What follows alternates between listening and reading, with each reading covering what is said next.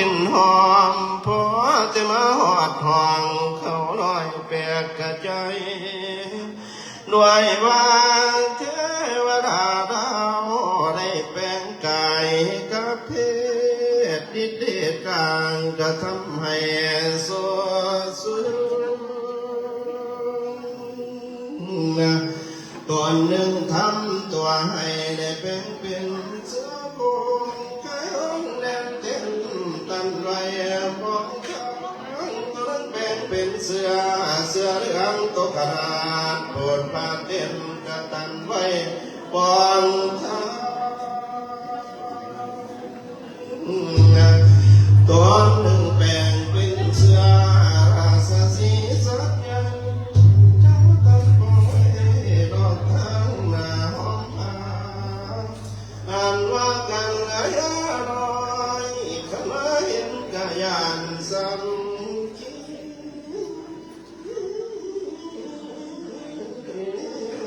สวรรค์แข็งกระด้างยังบ่เปลี่ยน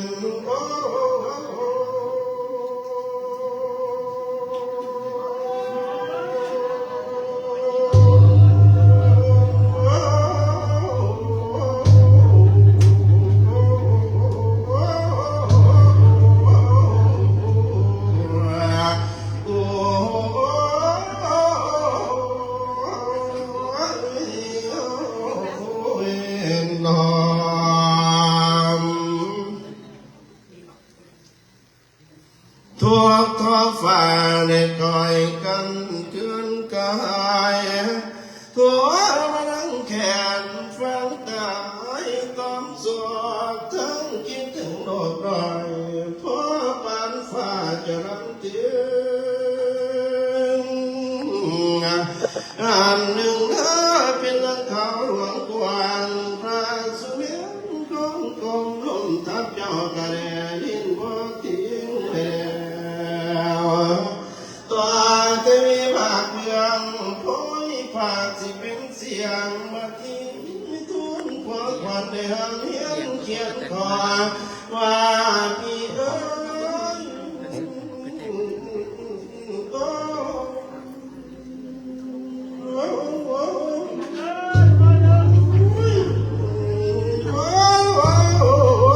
ยข้าสิมรณะเมียนเป็นผีเสียจา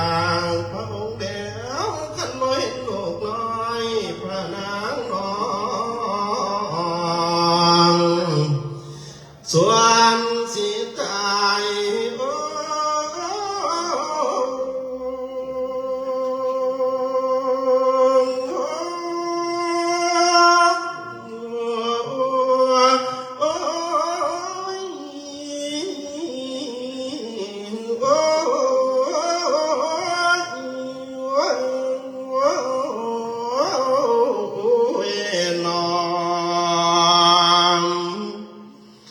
เพียงเดียนทางวนไหวเสียงที่ห้อยเราวันว่าพระเวทเจ้ากระทรงนิ่งอยู่บ่เตียงนางจิงฝ่าวกะวิ่งแนนลำห้อยดูตามสาพังน้องกะซองผู้ได้รอยนางกะหัวนำคนเขาคำนั่งตั้งต้อยต่างข้างห้องว่าลูกมาเจ้าอย่าได้อยู่ซาเนี่ยปางหูสิกาพระมึง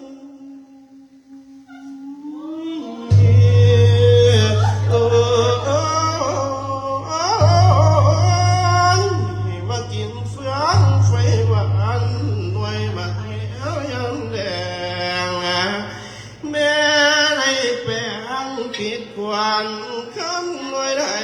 สมควันเลือกไว้ทาลูกอ่อนบ้านพี่อ่อนไม่ร่างแนวเหนียวสมแม่ปานหัว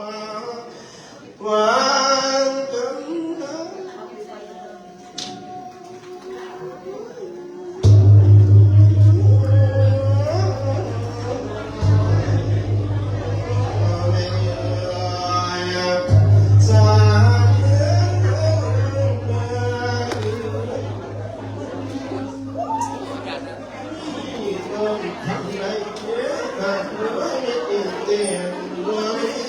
สิ่งสิใครทานบ่เห็นสองผู้มันเธอเป็นคนไหนมามาที่ไหนลงความสักตั้งหลายว่าได้ไปขาดเจ้าว่าได้ไปขาดเจ้ากระลงน้ำจุ่มจมเปิดไปว่าได้ก็ไม่รอดซ้อนดูจักษาพันหลังกับบานพอดีกับอับขึ้นมาจุนเจ้าสันวันพระเวียดพระนายใจนอนเจ้าเป็นคนว่าน้ำนักดินสู้ด้วยปานพญาทองพระเพชรพิการบ่ห่วงผัวกับบุตรจงไม่ได้อย่างตอนที่สอง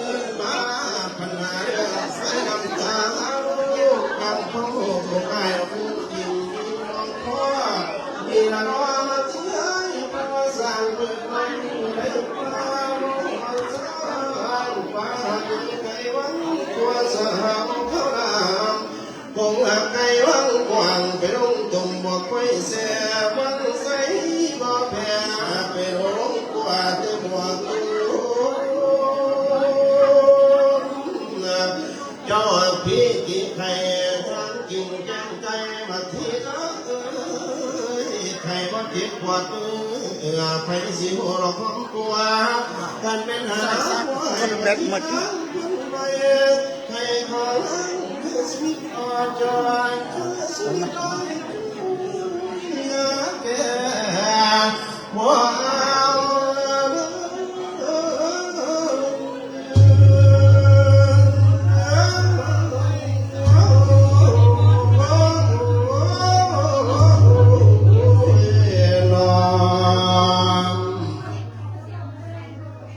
พระเวทว่าท่านกเสยโยบ่มีจามักที่เมืองทะเลวกนังสิตีวกมอยว่าพี่เอ๋ย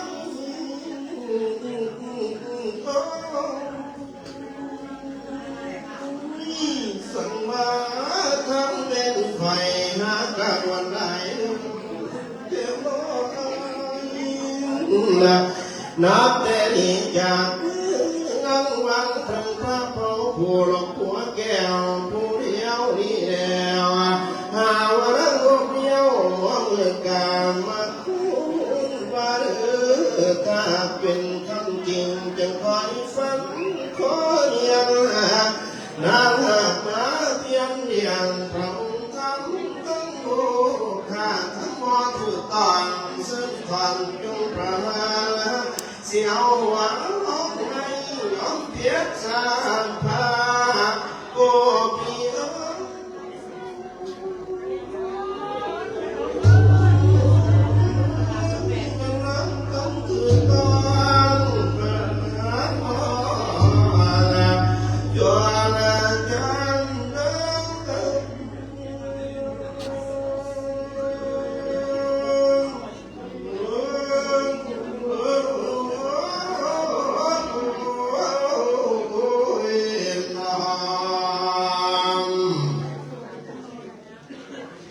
ว่าทอนันพนันแดงน้ำห้อยได้ลงลอยป่าไผ่พระล้มไม่ไปพระล้มกว้างมาพานมือมีผู้สักเย็นหลอกบนเขาละวันเขามีผู้สักหน้าเขาเกี่ยวคนเองบางทุกสักครั้งเต็มตนไหนคือพระนังพระเมตเจ้าในมนต์ป่าคุ้มน้ำท่านคงรอคอยทั้งไปหาเวียนโยกาเป็นเสียงทั้งไก่สิพายโยพระเมตเจ้าพระนิพพานผู้เดียวเดินลอยสองหากันนาโอ้มาที่ผู้อะไรไก่อันมาดู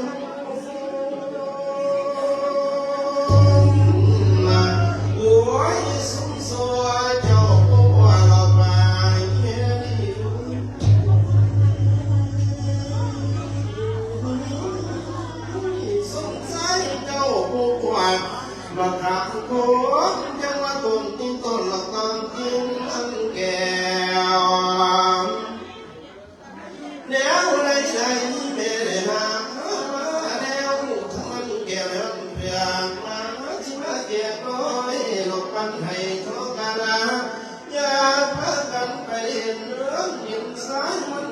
ก็ผิวลูกสีตาสาวกันหาไว้พาพบเพียงตอนนั้นเห็นว่าบ่ได้เรื่องก็คืนสู่อาสมกับไปทุนพระพิสันลอนเจ้าพระก็เลยบ่จะเว้าอันใดจักอย่างจังหวะหน้าการอันใดก็บ่จาแต่นั้นกำสูญเสียงตามาที่มัวมืดมาแล้วเหตุให้ลูกน้อยก็เลยลมเจ้าเท้าลงเดินสลบลงลมจะเป็นลมทาวะดาวดินหลวงดินแล้วลมพุ่งนอกไปมาที่รางก็เท้าตา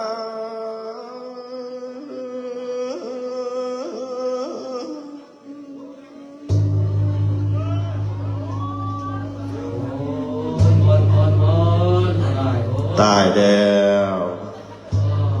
มัดที่ตายนะเห็นไหนน้อยอีเมลนอบาทนี่พระอาจารย์แสงกระรุ่นเลยมัดที่ตายนะเห็นจังไหนนอบันแดนกลับไปกลับมาพระเวทก็หาเรื่องใส่สัมว่าไปดินสู่อยู่ในป่าพญาทอนประพฤติผิดกาเมมูฟองผัวกับบุตรหน่อยว่าสนเน่แดนไปแดนมาแดนกลับไปกลับมาหาลูกกันหาสารีกับโบเห็นจักเถื่อก็ได้อิดเมื่อยด่าสลบลมเท้าลงสิเฮ็ดจังไรน้อบัดนี้น้อเฮ็ดจังไดน้อได้ออกบาดนี้พอออกคนสูงหาวิธีเบิ่งมาที่บ่ฟื้นสิเฮ็ดจังไรบาดมาที่บ่ฟื้นได้บัดนี้มาที่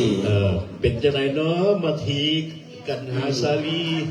ลูกหลานต่างๆบัดนี้ถึงบ้านถึงเขาแล้วได้สิเฮ็ดจังไดนี่เฮาสิได้อาราธนิมนต์เพิ่นต่อได้นี่ราธนิมนต์มีกลอกกะแลกทั้งได้บ่แพ้กันไปบุญดูไม่เอามาทีเพิ่นสิมัดแขนเอามาที่ได้เพิ่นเครียดตายจนว่าสลบไปแล้วนั่นเป็นโอกาสเด้อคั่นเด้อสิฝืนหรือบ่ฝืนก็แล้วแต่ญาติโยมขอให้ศรัทธาญาติโยมติดตามเนาะมาที่มีแบ่งเป็น2กันเนาะกัน1กัน2อันนี้สิได้เทศกัน2ไปเลยเนาะเอาผู้ใดมีฝ่ายผูกแขนกับเตรียมฝ่ายผูกแขนไว้เด้อบางเทื่อมาที่ฝืนคืนมากสิเฮ็ดแนวใดเนาะก็สิได้ผูกคอต่อแขนสาธุเอาฟันมาที่ขึ้นได้บาดนี้นะสลบไปเรียบร้อยแล้วผู้ใดเป็นมาที่นอมือว่านี่ผู้ใดเป็นพระเวทเป็นมาที่นอมือว่านี่นอพระเวทมาที่ขึ้นพระเวทเข้าไปไว้มาที่ได้บาดนี้นอญาติโยมปันใส่ถุงเลยเด้อใส่ถุงเลยเนาะเอาไปปันใส่ถุงมาเพิ่นเลยเพิ่นเอามาแล้วเพิ่นน่ะอันนี้ไปจอดก่อนกลับมาสาธุอันนี้แล้วว่ามาที่ฟื้นท่านแค่บาทนี่ท่านมาที่บ่ฟื้นอีหลีสิฟื้นบ่เนาะบัดนี้เนาะไปเรื่องล่าสุดขอให้พระคุณท่านได้ญาติโยมติดตามในเรื่องต่อไปเนาะ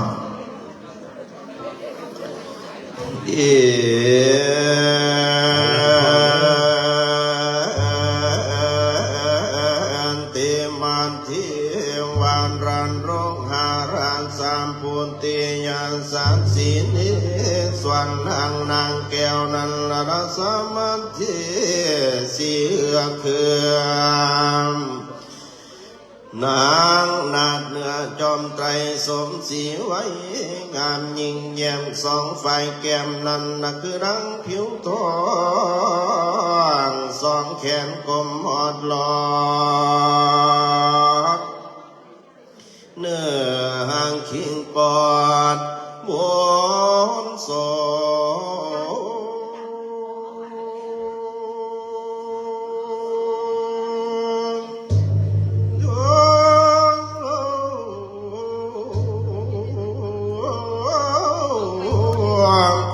สองเฮารวมงามตุ่มตังนั้นนักคือดังจุ่มทอ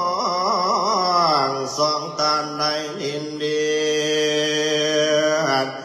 ยามเมื่อนางเหยียดแยมก็ต้องขอพรตายสายใดเห็นกองหายสวกงามหล่นโลกเมืองโคนเทียมตวนตนนางยากเวียนไรแต่ฝากฟ้าเมืองสามวันก็จึงอาจเทียมทั้งสมสารถูกแรงลานไตลุมฟ้าหรือสาผ้าห่างหามปักไข่หานางก่อนเลิกขึ้นยังแขนทั้งสองกามตีอกคำขี้คอ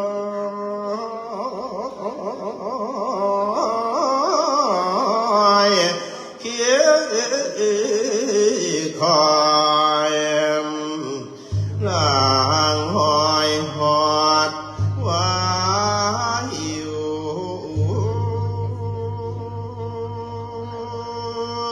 เฮียง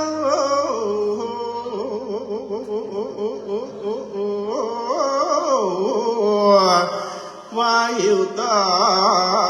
เนื้อแผ่นดินได้ที่กินไก่แถมพรำบาทไทยหัวตนก็มีแล้ว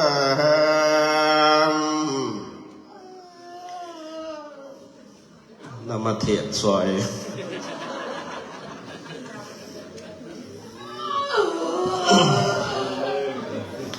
มันมาหาราชสีเจ้าเห็นนางโมรณาองค์พระบาทได้นั่งเกิมพระไทยสว่างเก่าเสียงพระองค์เดียวพ้นผิดจากสิเหตุประการใดเห็นมาเทียงสลบไปเกือกขี้ดินมองคว้าเอาแขนจมเขื่อนบนพระเผาเอาอังตั้งแต่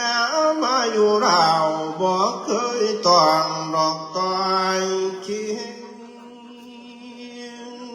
งมือนี่บ่อาจยิง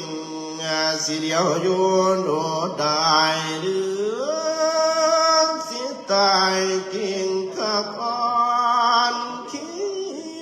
ยงบ่ติงเลือง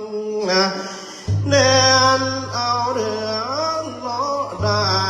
เพ่งควันตาขอบเป็นห่วงดวงหัวใจพี่นี่เอ้ยโพดตัวอายนี่ห่วงหลายเพียในทำทายบ่เว้นจากใจเจียงหรอกนะ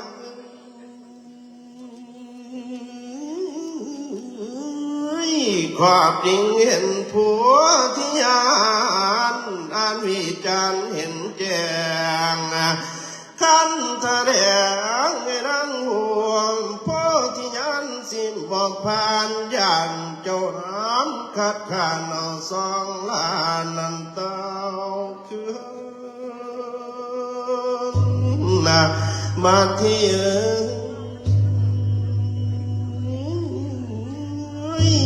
มาที่ให้โรคเฟื่อนพี่สิบอกความจริงนั่งเลยบ่ติงตอนลูกอ่อนซะด้วยสวยแล้วพระองค์เดินหน้าบ้านไปว่ากะใจอ่อนโอ้เม็ดหวังดอกสอนสะอ่อนเดเวกะใจ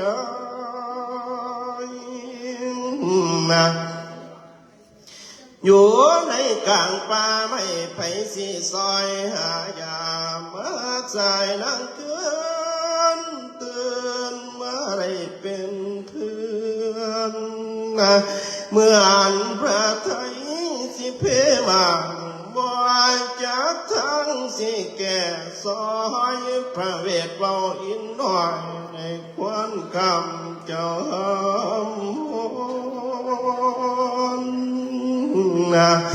คำมึงใส่กระบอกละเย็นยาดีอาบลมฝืนเด้อ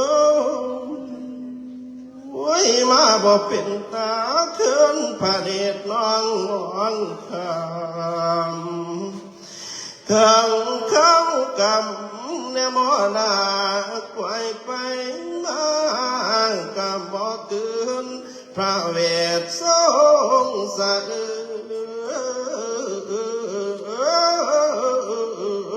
นเงาสองกามพ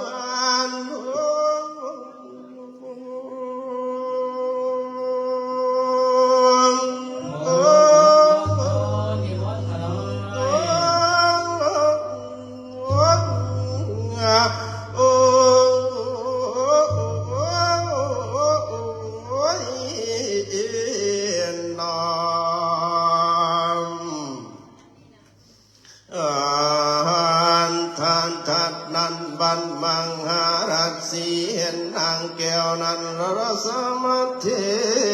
อันหล่นเท้าตายตอนน้ำพระเนตรเจ้าก่อนตักสั่งหงเหตุนั้นใครวานเจ้าเว้าต่อว่านางแก้วนั้นรสมัทเทตา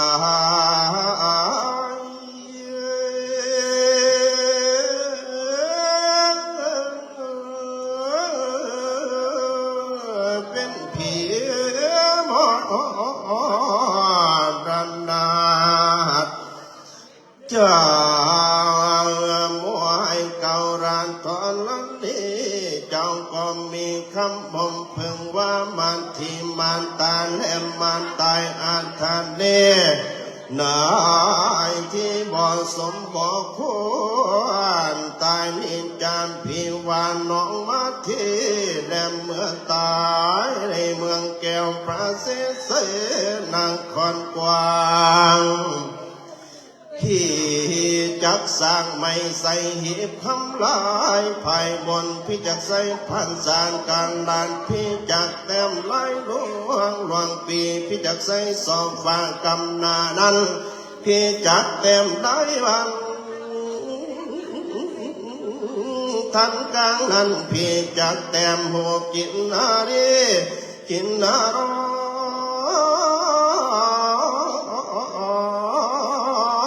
นอนเทียมคู่เกาะไก่โยเวหานพี่จักเต็มหัวนางขีนางคาโรงแรมเรียนนำเนื้อนาขีนางคาโรงแรมพิงจักเต็มหุบเท่าเอ็นและน้ำสาวทั้งยาวพี่จักเต็มหลายคือเจียวงวาดที่เห็นผ่านศาสตร์พี่จักใส่คมขาดทัดนั้นบกความพี่จักเต็มหูควายบกหงายพี่จักเต็มหูสร้างสองตาข้างพี่จักใส่หนหลวงปากตุกโค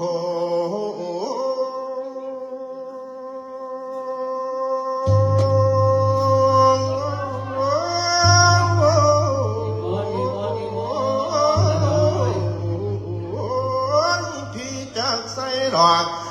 ผักแวนเป็นอัดนานพี่จักใส่ไรเจียนเตียนทอลานีพี่จักแต้มหูบเทวดานถือทุ่งใส่เดียนลันลาแต้มหูบเท้าจักรวรรดิราชมากวยแกงจะมอนบัดเนียนนางมันตายในดงหลอนดุนยากใครจักมาซอยเลิกซากสงสารการเจ้ามาเทตามปรานเพดีแต่ก่อนนี้จานพี่ว่ารังสามาเทเมื่อตายในเมืองแก้วพระเสสดังนั้นเทวิรัตถาอ่านว่าเมืองทั้งสองคือว่าเมืองทองมันทันดาเต็มเมืองแก้วอาจพระเสสจังได้โยงก่อนจังว่าคำเขือกเหงือกไฟมาด้วยอันเดือกสากสงสารการแทนดีเดียแน่นา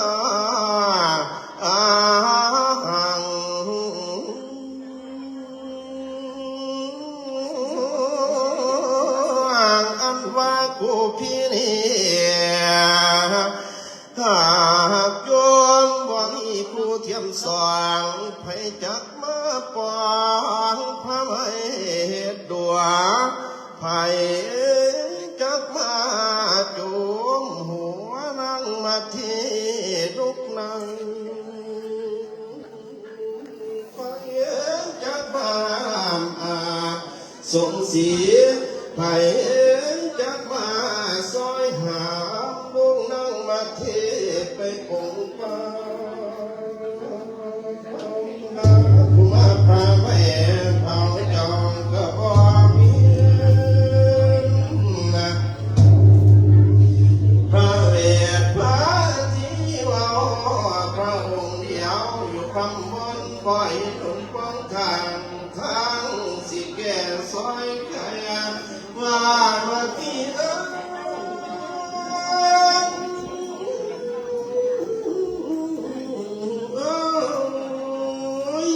เจ้าสิป่าพี่ไว้แก้มปางพันหา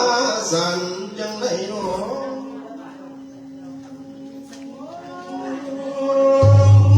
นะให้สิหาวันมันสู้สาเวยจำเคยแล้วอันว่าสอนมันแก้วพี่ทำทานบริจาคแต่เจ้าสิเป็นเพื่อนเจ้าหุ่นซองเดี๋ยวนี้นางนาดน้องสิมาภาคนี้ไปพี่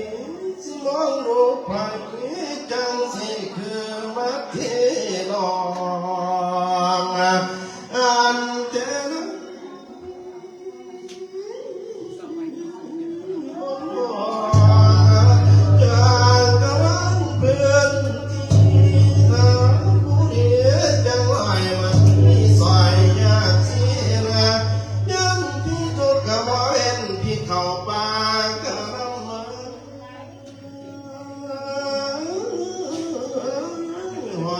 พุทธา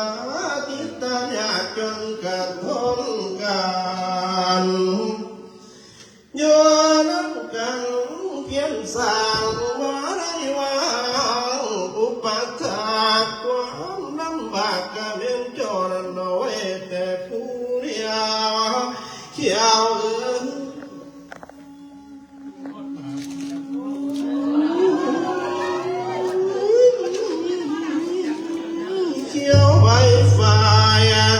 สังมาตายอยู่กลางป่าน้องเดือนเอ้ยเดือนจากฝั่งสิคือทางที่สาธุสาธุเด้อสาธุเทพเทวาทุกข่ายคงเขตพระนาเขามาใส่เอาวันที่เดือนนี้เตือนต้นติงเฟื่อนบารมีพุ่นเพิ่มบำเพ็ญมาจนละอ่อนผลสินทานในทรงทอนในมาทอนซอยมาทิ้ง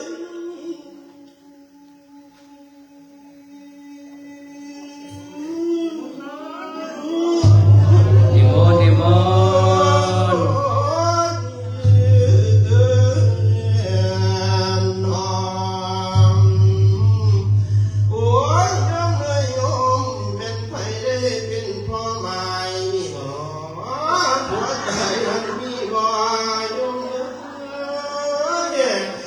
์ว่าเป็นพ่อใหม่คือพระเวทมีนะน้องเพิ่งมาเป็นพ่อใหม่เมียตายบ่ได้ใหม่ขันนั้นเป็นพ่อห่างสิใครนอนได้ไหมพระเวทรอสำนานกันวัดนวลหลวงพาตักมาอีมาส่งแม่อาน้องจะได้ฟื้นมาที่ขึ้นมาอะไรตุกพระไทยดุตักพีกราบฤา สีแล้วก็ว่าทุ่งก่อนต่อทานว่าพี่ลูกเขาตายจุ่มน้ำหรือว่าโยนใดขอจงไขเพราะว่าจะยาสีบังยังนองพระเวทมนต์ลาเพียงควันตาเร็วเบาตัวขอให้รังนาดาสติตั้งคอยฟังพี่เด้อพี่นี่คิดก็ตั้งหวังพึงโพธิญาณยิ่งได้ทันสองเสียลูกเขาให้เขาแล้วพันแถวกะเลิงควรเนื้อโตจึงรันหอดประสงค์ยอดมีก่อนสองหาลูกเขา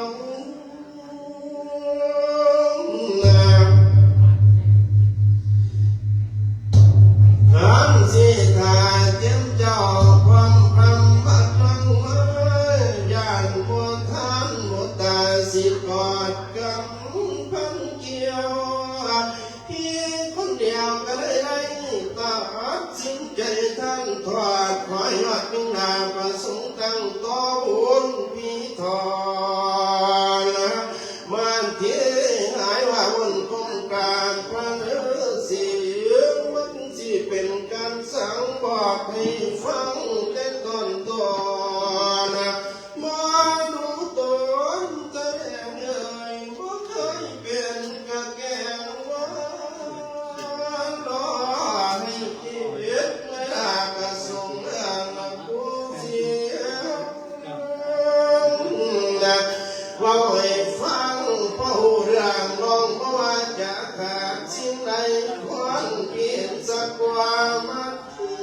นี่แล้วน้ำหัวจิตกระเดวขอร้องความเพียรว่าสาธุสาธุอนุโมทนาเด้อ สา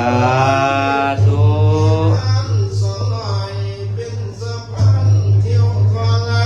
ตามโอคาสงสารไว้เด็ดทั้งลูกน้อยบุญร้อนนาตาลันลันตาพระองค์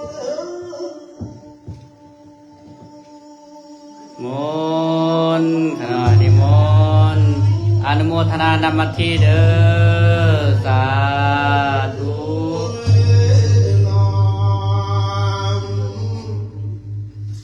อันมาที่ขึ้นมาแล้วสติคือการลบล้มเลยพระเวทย่อสิกำขวัญวันหัว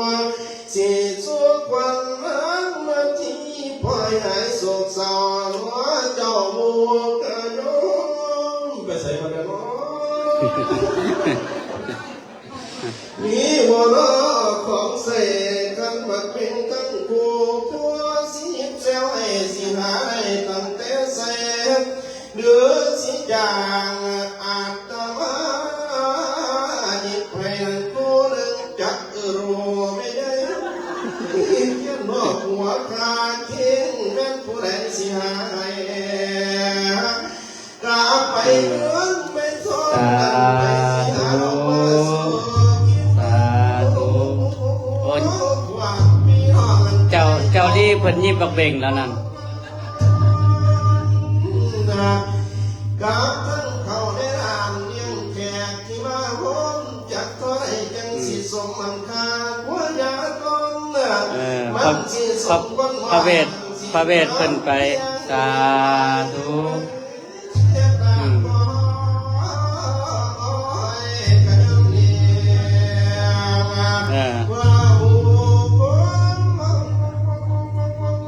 มนต์ขณะนิมนต์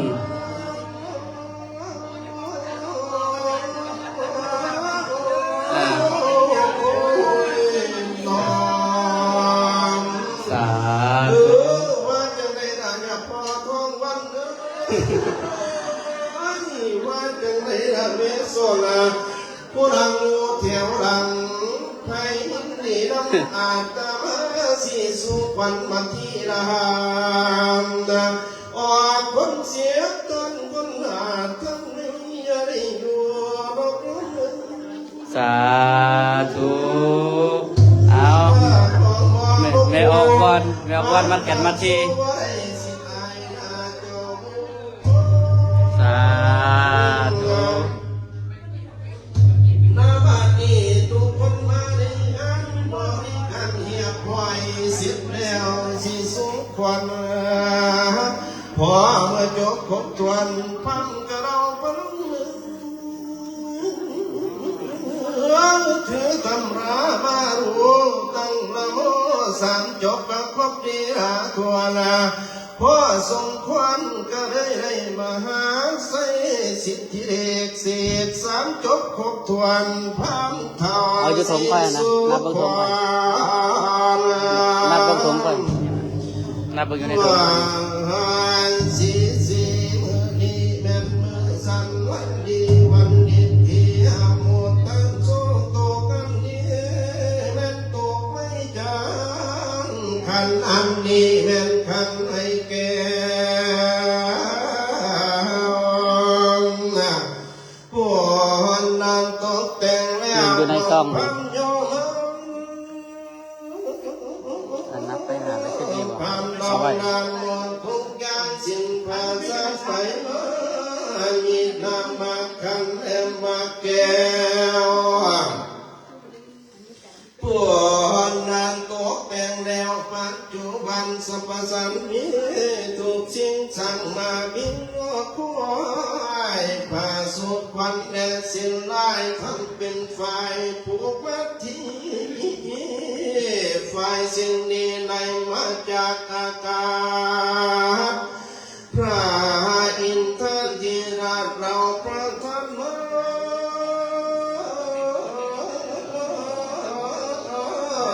าสุขวันนางลอยลาเพียรรันดาด้วยเงินทองทางเขาของได้นาก็อืดบ่อยากนั้นมีผู้ปาปิงจีถูกทวนที่เรื่องนั้นตั้งทางหาเด็ดอามาทางนักปราชญ์เด่นเมธีสิ่งไหนดีไหนจัดแจ้งไหนตรงแต่งหมดทุกการมีนายแล้วควันค้างสิอื่นควันหน้าตาพระทั้งเจ้าให้เต้า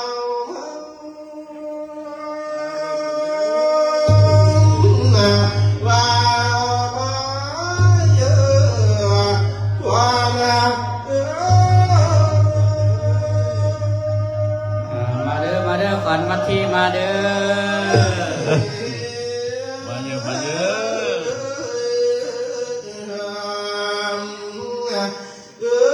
ควันนั่งไปหลงคงไปฟังนกกนกควางนี่จองอยู่ป่าพะเยควันเจ้าลงป่าไม่น้ำลูกงานน้ำหาลูกปวดตาขอให้มาน้ำคิงแม่มาที่วันเนี่ยควันเจ้านี้ไกลคางอยู่กลางคืนได้ป่าขึ้นมาสาได้มาเข้าหลอกสู่คิงควันจะลงเกลือเกี่ยงน้ำโมฝุ่งผีฝุ่งที่เสือสิ่งหลอกทางเองผีเสืออย่าได้เดือดร้อนในการพันถึงขอเพียงยึดสอนให้เจ้าอย่ารู้อันดอกฟ้าฝืนควันจะไปยืนให้ไปยืนเดินอยู่กลางป่าเถื่อนมาสาได้มาเข้าสู่กายมาหอดไทยในข้างก่อคาเดือน มาเยอะมาเยอะ มาหอดดอกเจ้าจะได้กว่ายังเสือเสียได้กว่าฝูงลิงก็อยู่ลงหอดแม่มาหอดถวยเจ้าไก่กว่ามาหอดได้เจ้าไก่กว่าเจ้าจะได้พอพาและสุขสำราญเถิดน้องพลังลา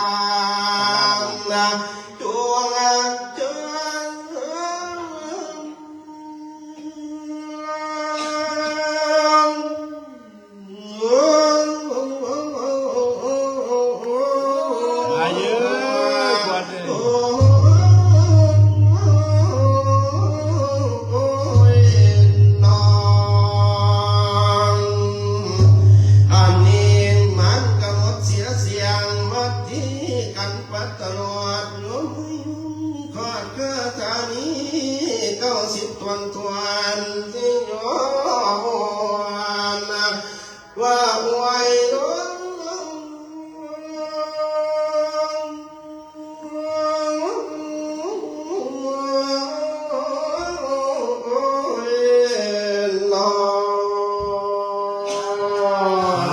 สาธุสาธุจบแล้วมาที่คืนมาแล้ ที่ ว เพื่อนกันเนาะ โดย ดีใจโอ้ ดีอกดีใจบัดที่ขึ้นมาจะได้กินข้าวตอนหนากินปลาตอนใหญ่แล้วบัดนี้ โบราณยิบขันบักเบ่งเลยเนาะวันนี้เนาะมาที่ไปอยู่ไสแล้วเห็นแต่พระเวท ขึ้นเลยไม่ได้ให้เขากัน เออ นี่เฉียบ เทจนคนบางแล้วเนาะไปใส่หมดมีปลามันก่อน